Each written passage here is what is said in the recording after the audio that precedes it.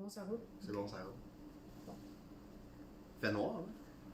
Ben oui, il fait noir parce que on a changé l'heure. Ouais, c'est ça, c'est l'affaire de changer l'heure. On a reculé l'heure. On a reculé l'heure. Ça fait vraiment bizarre. T'sais, moi, je me sens déformé dans mon horaire. Ben oui, on sent là, qu'il est presque minuit. Là, Pas presque minuit, là. C'est encore un petit peu. C'est comme quand on regarde vers Montréal, là, on voit. Bon. Mais pourquoi on change l'heure? Moi, j'ai jamais connu quelqu'un qui était capable de me dire précisément pourquoi qu'on change l'heure. Genre, tu sais, il y a plein. Là, je te regardais tantôt, tu étais sur Wikipédia, tu regardais ça, mais. Ouais, mais il y a plein de théories. Moi, ce que j'ai lu, c'est que c'est en 1918, le Canada avait adopté cette loi-là de changer l'heure à cause d'économie d'énergie, là. Tu sais, qu'on profite de l'ensoleillement. Mais je veux dire, là, ça n'a plus rapport, là. Ça n'a plus rapport. Non, c'est vrai, en effet. Oh, il y a des gens qui commencent à arriver. Allô, ouais, Pat il y a Bré. déjà une dizaine de personnes. Allô, Pat Bré. Ouais, on jasait du changement d'heure, là. Ce sera pas long, les. On va attendre qu'il y ait un petit peu plus de monde après ça. Ouais, on parlera du changement d'heure autour de Mais c'est parce que, tu sais, moi, j'ai toujours pensé que le changement d'heure, c'était comme un peu obligatoire, tu sais. C'était. Tu sais, pour qu'une société fonctionne, fallait, tu sais, utiliser le changement d'heure. Mais là, avec les débats qu'il y a eu dernièrement, tu sais, Legault qui disait peut-être. L'enlever. Peut-être l'enlever, tu sais. Ben oui, parce ouais, que. go, tu sais, j'ai arrêté ça, le changement Moi, d'heure. je comprends pas. Moi, je suis fatigué. Il est 5 heures, il fait noir. Là, en plus, la neige va commencer à tomber. Ouais, ça va être une autre affaire. Bon. Bon, Marie-André aussi, elle s'est pas revenue du changement d'heure. Ouais, je la comprends. Effectivement, pire qu'on ça. Bon, ben, hey, il y a pas mal de monde. Tabarouette. Ok, ok, attention. on passe ça, là. On passe ça. Comment qu'on fait pour tourner ça? Ah, voilà. Ici, Ah, et voilà. ici. On est live! Avec notre luminothérapie. Oui, on est maintenant, combienième live? Saison 1, épisode 30. Mais non, genre 9. On a investi dans une belle lampe chez Ikea pour nous éclairer durant les lives. Donc, changement de... Hey, j'ai pas de limonadie. Ben là. Je reviens. Mal, je te laisse présenter. Donc, on est live avec, c'est ça, là, notre nouvelle lampe de luminothérapie parce que moi. Fait noir. Il fait noir. Fait noir. On est toujours et encore dans notre appartement du Vieux-Longueuil. Direct donc, de notre appartement. Salut Jean-Sébastien Royal, bienvenue. Longueuillois, donc... Tu l'ouvres-tu tout de suite? Oui. Ok. Écoute, allons-y, mais juste saluer tout le monde. Donc, merci d'être là. Aujourd'hui, on déguste un classique. Hein? C'est le premier rouge qu'on déguste en Oui, live. c'est ça. On n'avait jamais vraiment dégusté de rouge. Là, c'est le temps là, de sortir les rouges. Hein? Là, c'est un peu plate à dire, mais l'Halloween est passé. Ah oui, on est revenu aussi à notre visage. Oui, on n'est plus déguisé en Kiss. Là. Exact, Ceux qui pensaient qu'on allait toujours être comme ça, là, c'était pas vrai.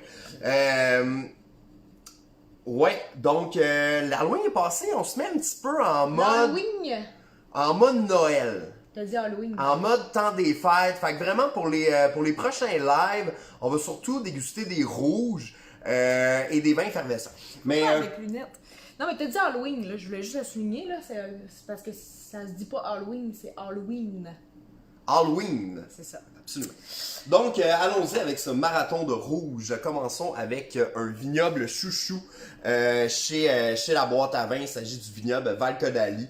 Val-Caudalie, c'est un vignoble qui est quand même important dans le paysage viticole québécois. Excusez, hein, je suis comme pas dans le cadre. Non, c'est ça. Puis là, Marie-André a dit c'était pas qu'est-ce pour vrai. Elle était sûre que c'était ici d'ici.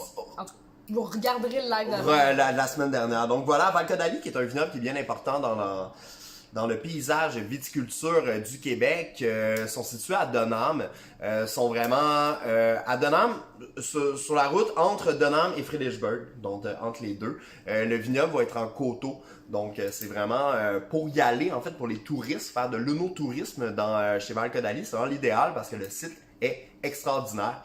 Donc, c'est vraiment comme ça qu'ils se sont fait connaître, en fait, avec l'œnoculture.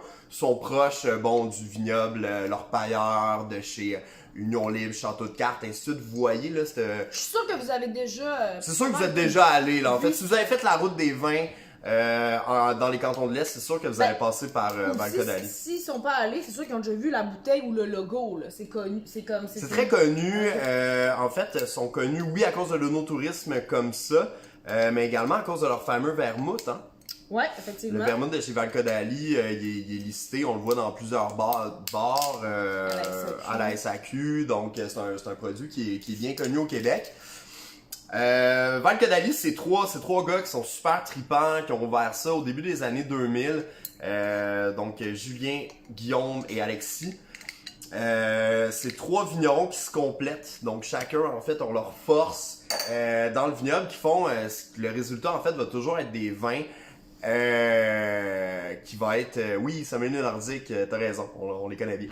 Puis, je te laisse regarder les commentaires. Hein. Moi, ben oui, mais moi, je te laisse oui, mais servir le vin. Servir le vin, là. Donc, tu parlais des 3 vignerons. Ouais, les 3 vignerons qui vraiment, ils se complètent très bien puis qui vont faire année après année des vins qui vont se ressembler beaucoup. Donc, c'est des vins qui vont être droits. Qui vont être bien faits, donc constant, en élégance. Donc c'est une valeur sûre en fait Val Caudalie, que ce soit leur vin rosé, leur vin blanc, leur vin rouge qu'on déguste, leur vin orange aussi qui est excellent.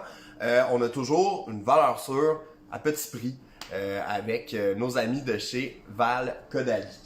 Donc effectivement, il y a Pascal Mignot qui disait que leur vin orange était superbe aussi. Oui, on n'en a plus, malheureusement. Ouais, vin orange a été dans les premiers de la saison. Là. Ça a été les premiers, en fait, à sortir un vin orange cette année. Ou peut-être Pommone, là. Faudrait voir c'était quoi le release en premier. Mais oui, leur vin orange a beaucoup fait par les deux cette année, qui était excellent. Mais là, on déguste le Frontenac. Là, on se tourne vers un classique. Donc, le Frontenac Petite Perle. Peut-être que vous l'avez connu sur le précédent millésime comme Frontenac Marquette, donc 2 cépages rouges très répandus au Québec. Ici, on a opté plutôt pour le Petite Perle, donc le Petite Perle qui est de plus en plus populaire. On dit-tu le Petite Perle ou la Petite Perle? On dirait que je fais une capsule linguistique avec toi. Mais c'est-tu la Petite Perle ou le Petite Perle? C'est la Petite Perle, je crois. Bon, la petite, hein? On dit pas le petit. Ben, on dit pas le Petite Perle. Mais c'est une perle. Un cépage. En tout cas, on vous lance la question, mais c'est dans un ou une petite perle, c'est parti. Donc oui, la petite perle qui est beaucoup utilisée en monocépage. On l'a vu justement, Normand avec qui on était la semaine dernière, Chaboté, a lancé un 100% petite perle qui était très intéressant. Donc ça va apporter un petit peu plus de fruits. Puis diminuer un petit peu l'acidité là, qui est très présente dans le Frontenac noir. Donc allons-y de ce pas avec la dégustation. Donc vraiment on est en présence d'un brun rouge très foncé. Donc la teinte très profonde en fait va être apportée par le Frontenac noir. Qui donne toujours là, des teintes là, un petit peu et qui va se rapprocher un peu du pinot noir mais un peu plus foncé. Puis qui va toujours être sur le fruit. Donc vraiment, j'ai même pas encore fait mon niveau olfactif, mais je sais déjà qu'il va avoir un côté fruité là, qui va être présent. Donc allons-y avec le premier nez. On a dit qu'on sentait pas qu'on dégustait pas en même temps. Hein? Oh, ok. Sans premier. Fait dans le fond, on va attendre que... je sais pas comment appeler ça. non, mais en gros, moi c'est parce que je l'ai déjà senti pendant que tu parlais justement. Et moi j'ai beaucoup le cassis, la cerise noire, le fruit noir, un petit peu, le petit fruit noir. C'est ce qu'on va entendre. On dit toujours qu'en dégustation, il n'y a pas de bonne ou de mauvaise réponse. Mais par contre, c'est des... Bon, quand il y a du Frontenac noir, c'est qu'est-ce qu'on veut entendre un peu, là. C'est quoi le cassis, la cerise noire. La cerise noire, là. Ouais, t'as vraiment des côtés qui sont très fruités, la mûre. Ben moi, j'ai beaucoup de fruits, effectivement. J'ai beaucoup de fruits. Ça s'annonce être un vin explosif en petite baie. Côté épicé, un peu...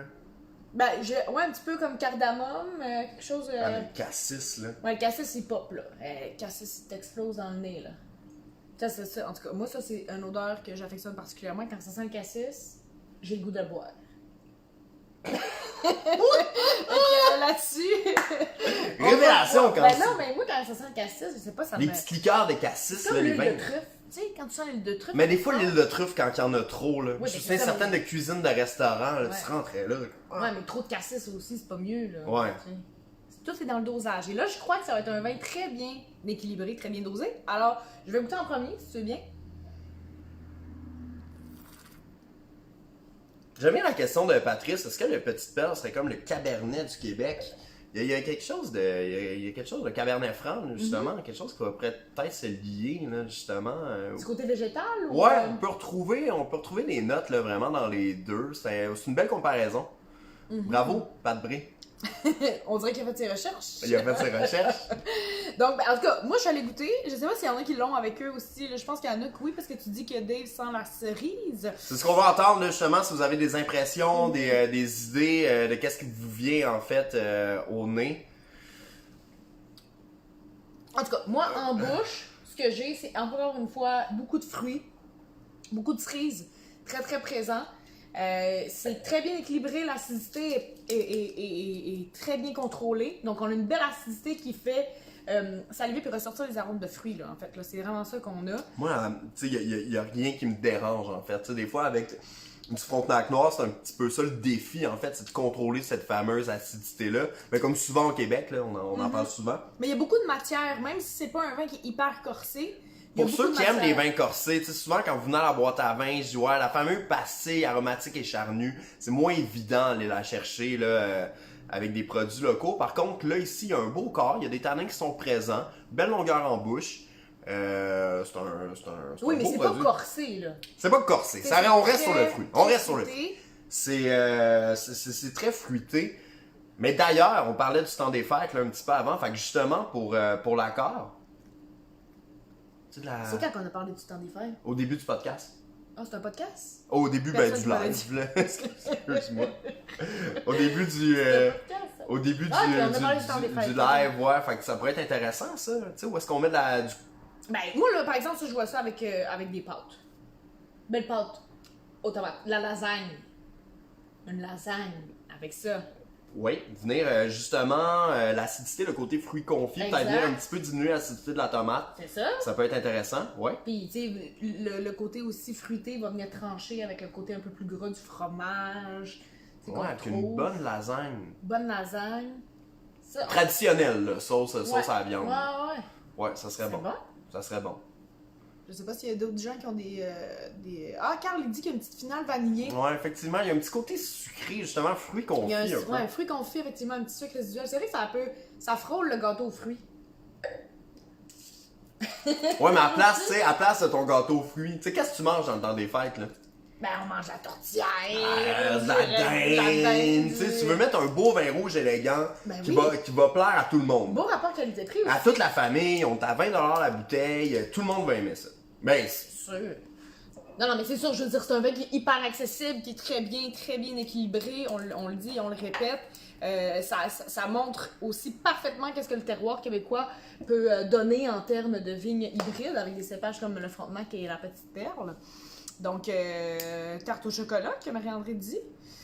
Peut-être, ben oui, pourquoi pas? Pourquoi pas? Non, mais c'est vrai, oui, y a pas, oui. Souvent, on va mettre le vin sur des repas, mais sur des desserts, ça peut être intéressant aussi. Tu sais, le côté cassis, le côté cerise avec le chocolat, c'est intéressant, tu sais, ce côté fruité-là. Donc, moi, j'avais ma professeure de sommellerie, là, Christelle, là, je la salue. Je sais qu'elle nous regarde. Shout-out à Christelle. Shout-out à Christelle. Que justement, dans les desserts, là, à la fin, elle aimait ça, des trucs funky, mettre des bulles, des vins rouges, en sortir ça. Fait que oui, peut-être la tarte au chocolat. Faudrait l'essayer. Ben, en fait, parce que tu pourrais commencer avec un sip-out, justement. Puis là, tu termines ta bouteille de vin rouge sur une belle tarte au chocolat. Ça fait pas de pâte. On se perd, hein, là. On se perd. Messieurs, dames, c'est ce qui conclut. Vraiment excellent produit, disponible boîteavin.com. Aussi, je tiens à le dire, Val d'Ali, ils ont un beau réseau de distribution. À peu près toutes les épiceries fines au Québec, vous allez retrouver leurs produits. Ils fonctionnent vraiment bien avec les épiceries fines, et ainsi de suite. Là, on a une super belle relation. Donc, allez chez votre détaillant favori. Vous allez les trouver, sinon, pratiquement toujours disponible sur boîteavin.com. Je répète, encore une fois, cette semaine, c'est la deuxième semaine. On termine la bouteille avec le vigneron. Donc, c'est Alexis. Ouais, Alexis va être avec nous sur le podcast Terroir de Carl Urtubise. Donc on va déguster ça là avec Carl sur son podcast. Donc puis comme Carl disait, là, ça va être le moment de poser la question. Le ou la petite perle. Lui va pouvoir nous répondre. Petite perle, petite pearl. Voilà. Si vous avez besoin de plus d'informations sur les vins du Québec ou sur les vins qu'on a dégustés ce soir, je vous invite à aller venir nous voir au www.boîteavin.com. Puis commencez à planifier là, votre temps des fêtes et tout ça. Commencez parce que la semaine prochaine, on passe au vin effervescent. C'est le Delphinium du Mât des Patriotes qu'on déguste. Donc vraiment, ça a été un coup de cœur cet été. Pour les mois en brun encore, pour les huîtres, qui va se terminer en décembre. Oui, absolument. Donc on déguste le vin effervescent la semaine prochaine du Mât des Patriotes. Ça a été un coup de cœur pour nous, on voulait partager ça avec vous. Mais d'ici là, bonne continuation avec le Frontenac Petite Perle du Val-Caudalie. Santé, merci d'être Santé, messieurs, dames! d'avoir été avec nous. Salut, bye, bravo, À la semaine bravo, prochaine. Candide, en tout cas, on va pas... Hey, bravo. Bravo. Salut. Salut. Bye tout le monde, merci.